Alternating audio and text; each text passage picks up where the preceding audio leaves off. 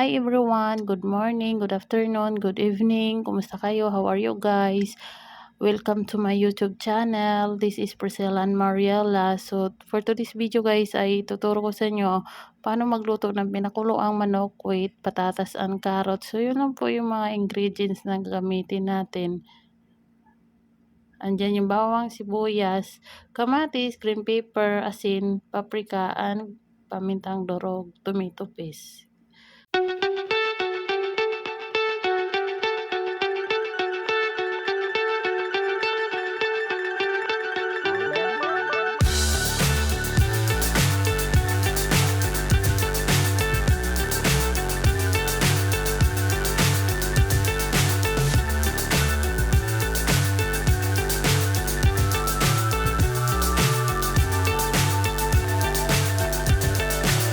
So high, I'm hypnotized. What's up is down, what's left is right.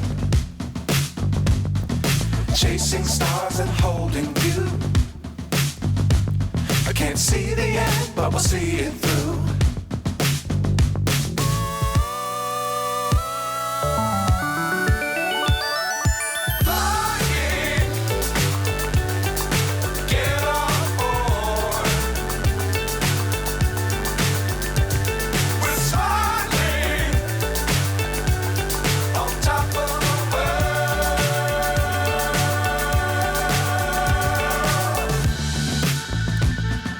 Dangerous times, don't fly too high.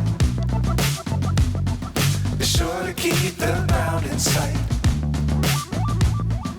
Fly forever if you keep it tight. Love the world, but keep the sky on your mind.